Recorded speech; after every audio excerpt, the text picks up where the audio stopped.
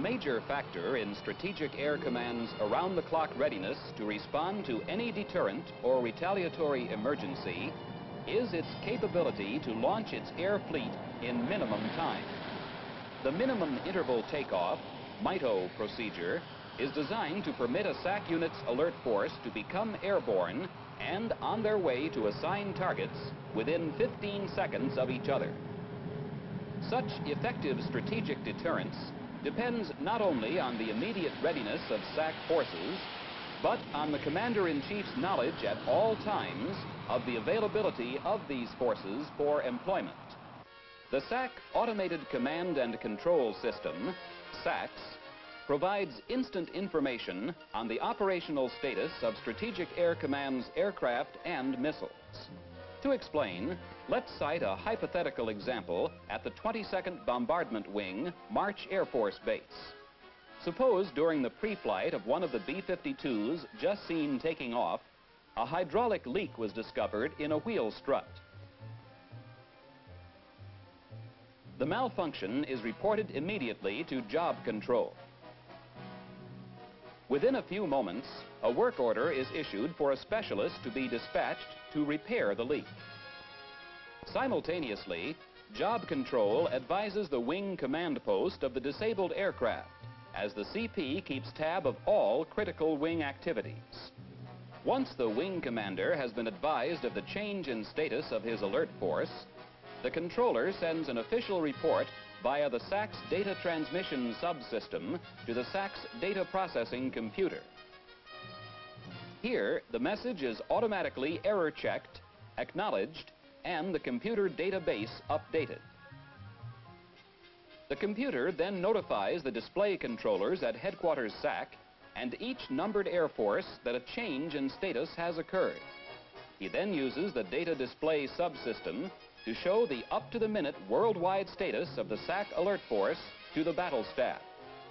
This real-time information, available immediately to all Headquarters SAC and numbered Air Force battle staffs, permits the Strategic Air Command to know at all times its ability to provide a measured response to any world threat.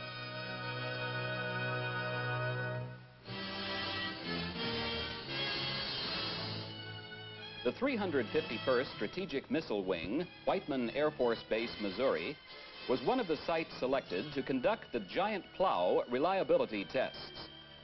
Objectives were to determine the capability of Minuteman launcher closures to function after being closed for extended periods in all kinds of weather.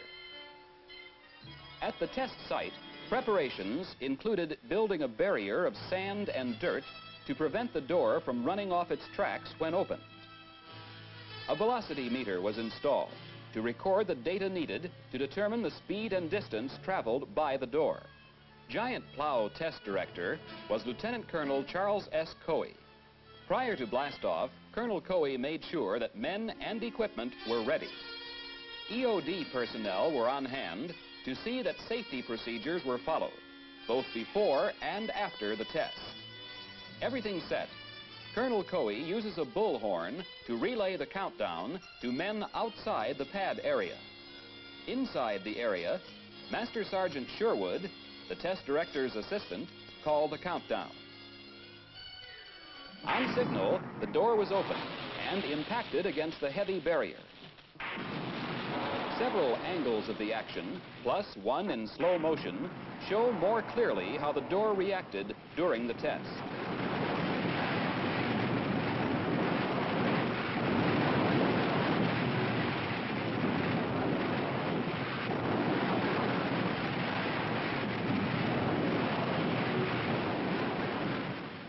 Recorded results show that the operation was successful.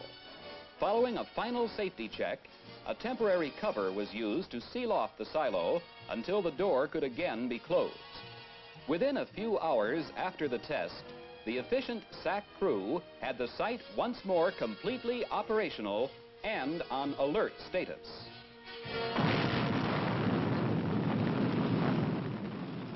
With Minuteman sites on alert status, the missiles can be launched any time of the day or night. A twilight phenomenon launch occurs just before sunrise or just before sunset.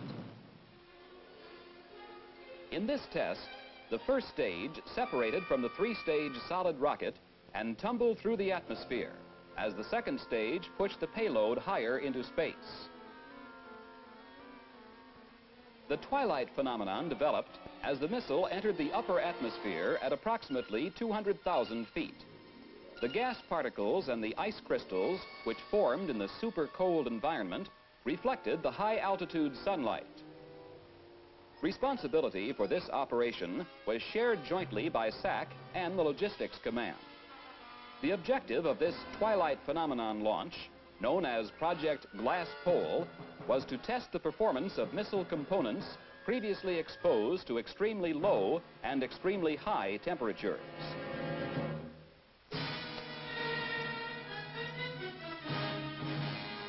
On 21 January 1968, a SAC B-52 carrying hydrogen munitions crashed in Danish territory near Thule Air Base, Greenland. The Stratofortress crashed after an uncontrollable fire filled the cockpit with heavy smoke. The weapons were not armed and incapable of nuclear yield.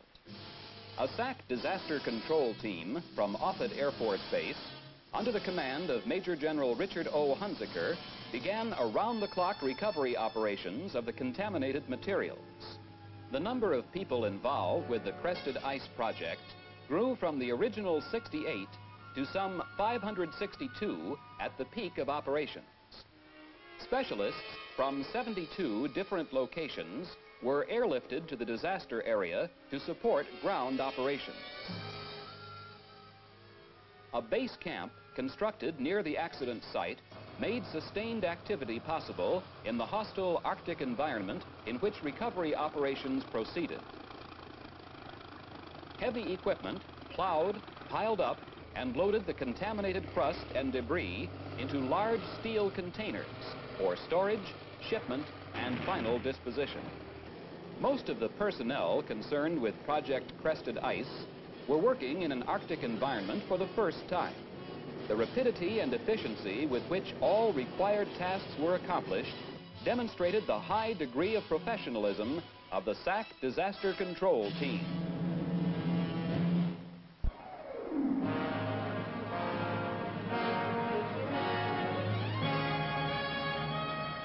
Bunker Hill Air Force Base, Indiana, on 12 May 1968, became Grissom Air Force Base.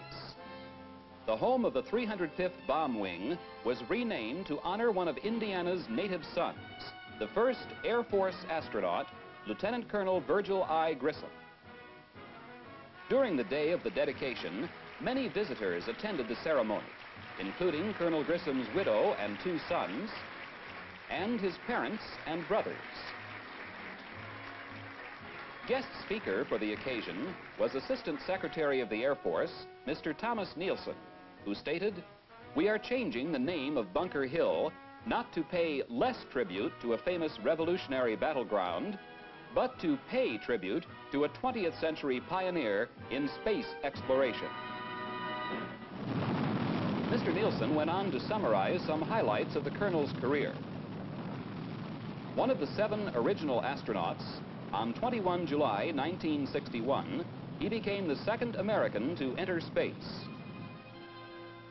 23 March 1965 signified a milestone in space exploration.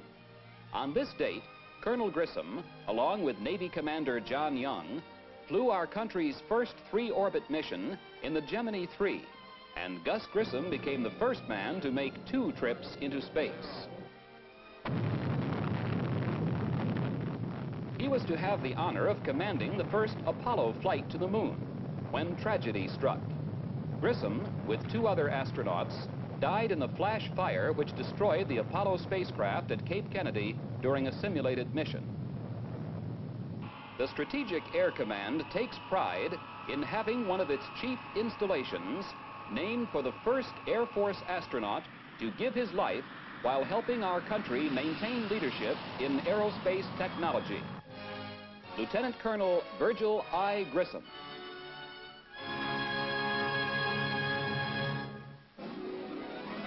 The The Mackay Trophy, established in 1911 by the late Clarence H. Mackay, honors the most meritorious flight during the preceding calendar year. Presented at the Pentagon by the Air Force Chief of Staff, the award for 1967 goes to a SAC KC-135 crew. Major John W. Castile, Aircraft Commander, Captain Richard L. Trail, Pilot, Captain Dean L. Hoare, Navigator, and the refueling technician, Master Sergeant Nathan C. Campbell. This SAC air crew distinguished themselves when suddenly called upon to air refuel a Navy A-3 tanker. This tanker, in turn, was enabled to refuel Navy F-8 aircraft. In addition to this historic refueling feat, the professional competence of the SAC KC-135 personnel resulted in saving 6 Navy aircraft with their crews. General John P. McConnell, Chief of Staff, personally congratulated the men on their achievement.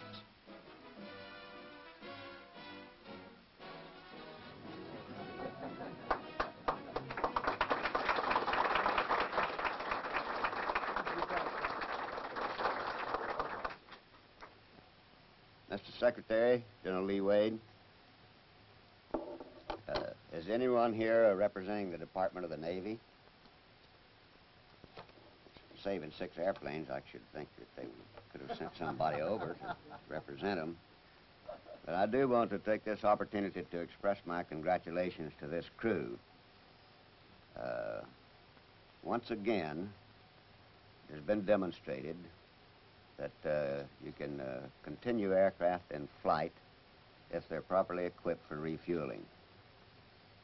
And sometimes you have to take extraordinary measures to keep some of them in flight. You have to put an extra refueler between the main refueler and the aircraft that need the fuel. I think this was a great thing that this crew did. And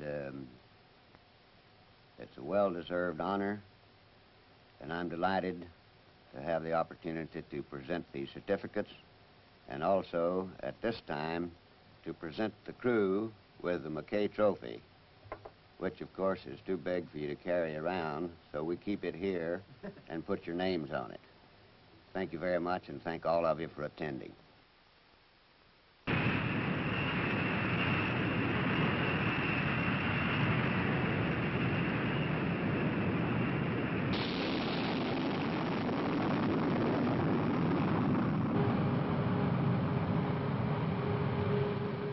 Taking off from bases in Thailand, on Guam, and Okinawa, SAC's B-52s head for targets in Vietnam to dump their huge bomb loads.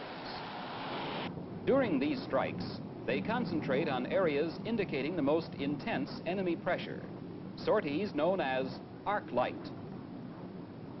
When bomb release point is reached, each stratofortress drops some 30 tons of explosives on targets more than 30,000 feet below.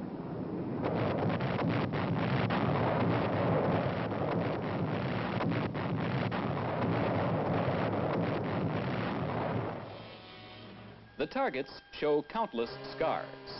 The terrain following a B-52 assault has been described as looking as if it had been swept by a giant rake. In lending this vital and effective support to Southeast Asia operations, SAC uses its men and equipment to the fullest extent. When a B-52 returns from a bombing mission, taxis in and parks, immediately ground support personnel get it ready for another sortie. The crew deplanes and immediately proceeds to maintenance debriefing. Here, a complete maintenance debriefing provides ground crews with the information needed to resolve any problems before the bomber takes off again on a turnaround mission. No time is lost in performing routine maintenance, servicing with oil, refueling the aircraft. Before the aircraft takes off again, any malfunctions pointed out during the maintenance debriefing are taken care of. The munitions crew transports the required armament to the stratofortress. While the B-52s are being readied, the air crews are being briefed on their upcoming missions. At a bomber, the pilots conduct the walk-around inspection.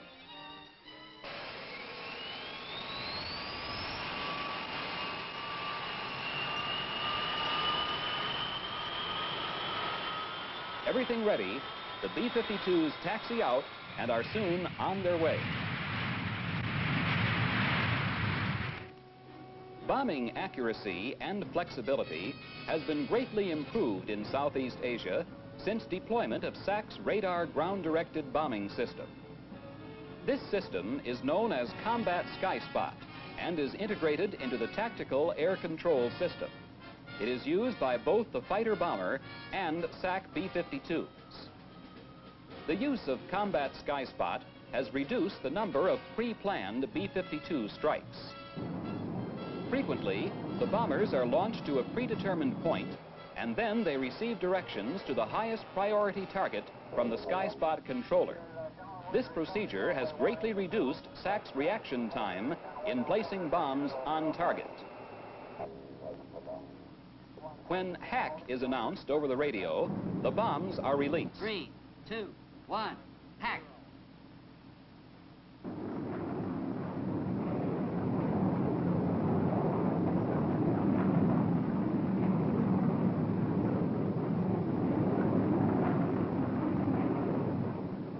Sky Spot, therefore, is capable of providing immediate reaction by directing bombers day or night to known or suspected areas of enemy concentration.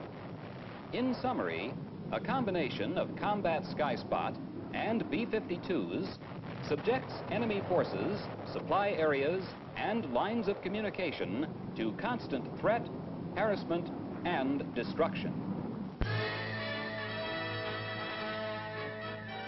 On 29 July 1968, General Bruce K. Holloway became Commander-in-Chief of the Strategic Air Command. General Holloway replaced General Joseph J. Nazaro, whose new assignment is Commander-in-Chief, Pacific Air Forces, Hickam Air Force Base, Hawaii.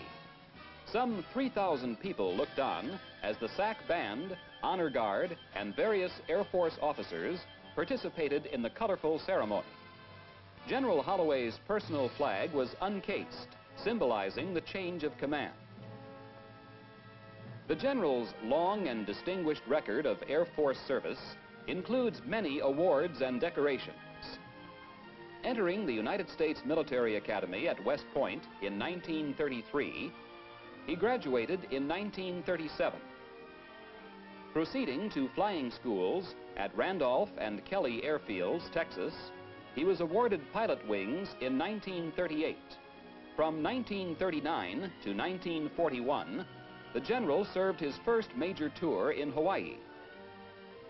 Following various assignments and promotions to captain, major, and lieutenant colonel, he became a full colonel in 1943 while serving with the Flying Tigers, and later became this outfit's commander. In 1946, he commanded the Army Air Corps' first jet-equipped fighter group, performing pioneer service in the new field of tactical jet air operations.